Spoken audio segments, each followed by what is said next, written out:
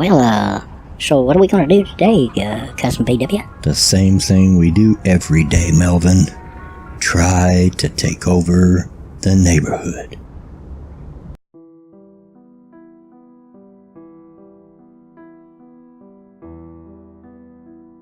Hey y'all, Bloodwing here, back to bring some grumpiness to your neighborhood. That's right, 2 videos, 2 days in a row. How about that? Well, actually, this is the 3rd, if you count the little one I made yesterday. But anyway, let's get right into this thing. Yesterday I mentioned I might talk about the whole kneeling situation in the NFL. And most of you know I'm a big fan of American football. I mean, I do a stream once a week all about the NFL. So yeah, I have some strong opinions about this. I'm sure, I know that others have done videos on it, gave their opinions. But hey, to heck with it. This is my channel. Do what I want. Now you're going to get my opinion on it. It may match some of what you've heard, and it may not. I don't know. We're just going to let this loose. But I don't want to ramble too much. Let's get straight into this. But before I get too deep into it, let me set up a little bit of a background for me. For Americans, first of all, and then for me personally. I know some of you listening are European. You don't care anything about American football, and that's great. That's fine, understandable. And you don't get why we're so patriotic. I mean, the national anthem is so ubiquitous through sports in this country that you can go to a Little League game, or I went to my granddaughter's T-ball game, which is what you play before Little League, where they put the baseball up on a little tee and you hit it off the tee instead of being pitched to. Even at those games, over the loudspeakers, they would play the national anthem, raise the flag, and no matter what diamond you were expected to turn, face the flag, and give it respect. And we did. And other countries don't necessarily understand why we're so patriotic. And let me just tell you, it goes all the way back to our beginning, the way that we started. We're very proud of what we accomplished. And we really believe that we live in the greatest country in the world. Now, you can agree with that or not. That's your choice. But we believe it. And we're respectful of it. And we're thankful of it. At least most of us. And I'm going to make this little addendum. My buddy Beware of Darkness brought this point up, and he has a valid point. When sports that go internationally, like baseball or hockey or even the Olympics, we go to other countries, we respect their anthem when it's played. You know, you don't make social comment just because you might not agree with something that country does. And, I mean, it should be no different here in our own country. So it means a lot. And then me personally, my kids know, and even my grandkids know, that when Papa's watching a football game and the national anthem comes on, everybody shuts up till the anthem's over. You give it respect. And I'll tell you a little something here. I've even been known to shed a tear or two while listening to the national anthem. That's right. I have. It means that much to me. I am so thankful to live where I live, and so thankful for those that gave their all to give me what I have. It means a lot to me. That's what the national anthem and the flag means to me. Now, you can just call it just a song. You can call it just a piece of cloth, and that's fine. Basically, that's what they are. But it's the meaning. It's what it stands for. It's not necessarily symbolism. It's what is it in your heart? And I happen to be very thankful to be where I'm at. And so are a lot of others. So to turn on the TV and to watch these football games and to watch these players kneeling during the national anthem and looking away from the flag really sticks in our craw. It really bothers us because it feels, no matter what they say, they try to explain that they're not disrespecting it, but it is disrespect to the flag, because it is the opposite of what you're expected to do. It's to stand, face the flag, and give it respect and what it stands for. Now, it's not just the games. Last Sunday, I turned on the pre-games. I prefer, personally, I tend to watch the pre-game show on CBS. Generally, I enjoy it a whole lot. I like the panel, I like their interaction, and I like their style. But this last Sunday, in a 45-minute show, 30 minutes of it was spent on the whole kneeling thing and the Trump tweet about the NFL thing. And barely 15 minutes was spent on actual football or what the games were about, which is what a pre-game is supposed to be about. CBS. Not that I think that any of you listen to. And NFL. Not that I think that any of you would listen to my small channel, but in case you are, let me give you some advice. When we turn into the pre-game, and when we turn into football, we don't want to hear your social commentary. We don't want to hear your politics. We want to watch football. For those of us that are huge football fans like myself, it is an escape from the everyday. During game day, for those few hours that we watch the game, it's a way to get away from our problems of the day. We don't want to hear all this stuff. We don't want to see this stuff. You know, we want to escape, not be smacked in the face with social commentary. It's one of the reasons that on my weekly NFL stream, I don't allow social commentary in the chat or on the stream. It's not what it's about. It's about football. Okay? So it's about time and place and what's proper. The NFL is losing viewership. Now, yes, it's because of boring games and some of the things that are else that are going on. But it really dropped once all this kneeling started. Can I prove that's what it's about? No, but it does seem kind of funny that once all this started, viewership started falling with it. People just don't want to be faced with that. And I want to come back to Colin Kaepernick. Say, oh, he needs to be hired back, and he's been blackballed. Yeah, some of it's probably about the issues he raised. Teams just don't want the baggage that come with it. But just as much of it is because he's just not that good. And the people saying, well, he's being blackballed and he's being oppressed in this, just are ignoring that fact. He just isn't that good. At best, he's a backup quarterback, and I wouldn't even think he would be that good of one of those, maybe a third stringer. They say that it's about protesting police brutality in our country. That's what they keep coming back. I call BS. Police departments in this country are not federal.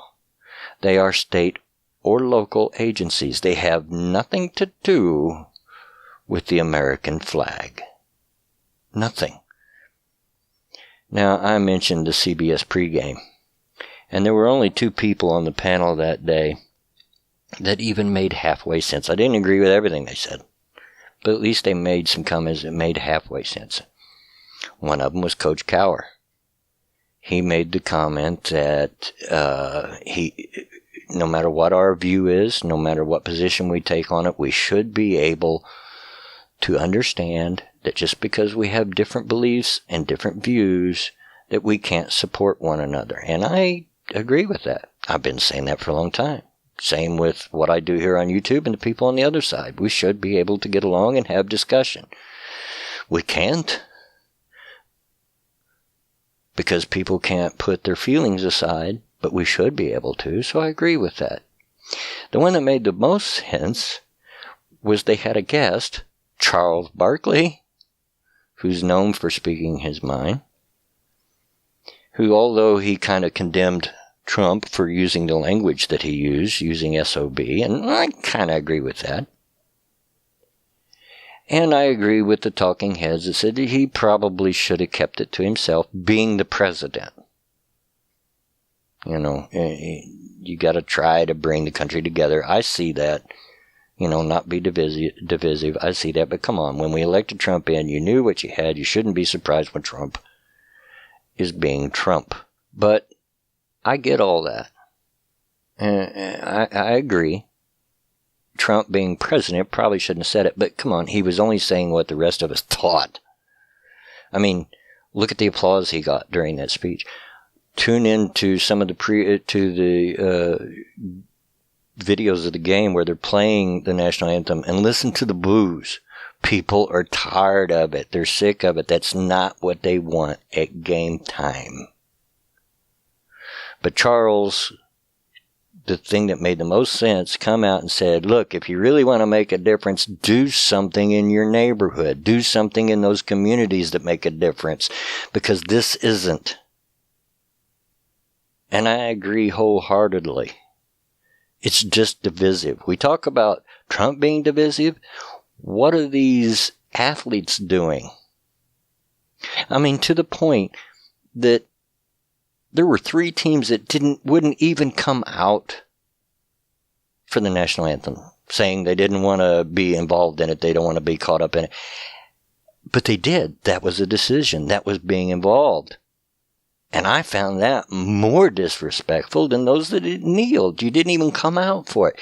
Except on the Steelers, one player come out who was a veteran and listened and put his hand over his heart because he respects the flag and what it means and he appreciates his opportunities. And he has since had to come out and say, well, I threw my team under the bus and I'm sorry, that's my fault. I made them look bad. No, he didn't. They made themselves look bad. And I'm so sorry that he had to do that. And I have to wonder if he wasn't forced to. I mean, I get why he said it, but come on. All you did was come out and show your flag some respect. You should not have to apologize for that. And the fact that you had to come out and apologize shows you what state our country and the sport of national football, American football, is in. It's ridiculous. If you really want to make a difference on supposed police brutality and prejudice against communities of color, then do so on the community level. Do something that really makes a difference, not kneeling on the field. And here's the other thing. When it comes down to brass tacks, playing football is just a job. Oh, it's a high-paying job.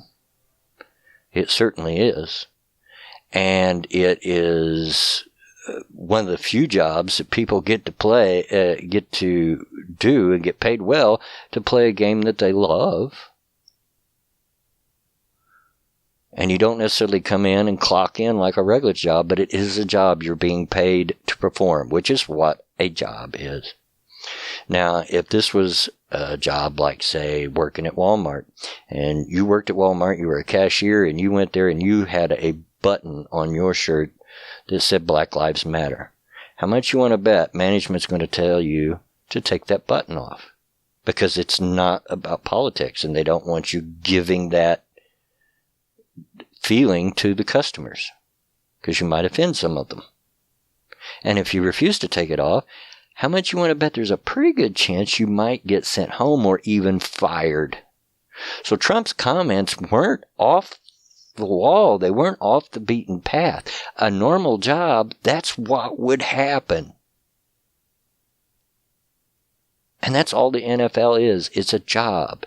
A job that you get paid very well for, to play a game that you enjoy. It's a wonderful opportunity, a freedom that you have because you live in this country. But you want to kneel during the national anthem. And don't tell me it's not a disrespect. Because I already pointed out, if this is about police brutality and police prejudice, you're disrespecting the wrong symbol.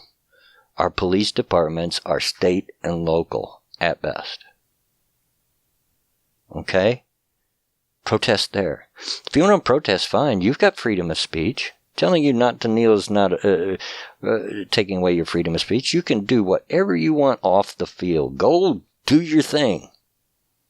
As Barkley said, take part in the community, but keep it off the field. When we tune in, we want to watch football. When I tune in CBS to your pregame show, I want to hear about football, not social commentary. Knock it off. You're going to kill your brand. It's already suffering, and you're not doing it any favors by all this stuff. So that's my opinion. That's how I feel about it. I hope I've covered all the points that I wanted to. I don't write scripts. I just do it flat off the top of my head. And I thought of a lot of things, but I hope that I got them here. At any rate, you can agree, you can disagree, you can understand, you can not understand, but that's where I come out. Protest all you want, feel however you want. You have that freedom. But don't force me to watch it just because I want to watch my favorite sport.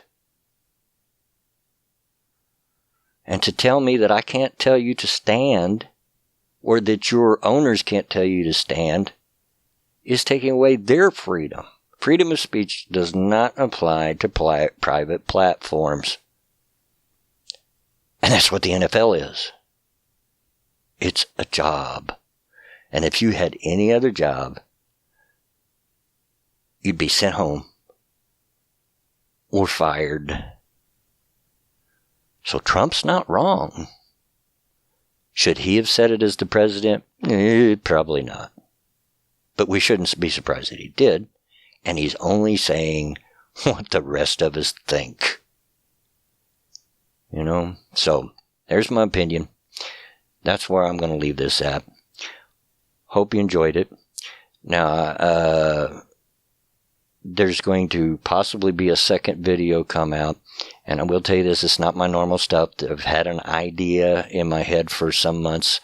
People have told me that I should read kids' stories, so that's what this is going to be. It's a trial. I want to test it out on some kids, see how they believe it. So if you don't have kids, then you probably aren't going to like it, and you could skip it and not watch it. If you do have small children, do me a favor and please play it for them and let me know how they like it, because they're the ones I'm trying to reach. And if they don't like it, then there's no point in me even thinking about doing it.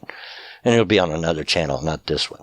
But since I have this channel, this is the platform that I'm going to test it out on. So there you have that. Yeah, hey, 2 days in a row with 2 videos in those days. How about that? Don't get used to it, folks. Anyway, that's all I got for today. And as always, get out of my yard.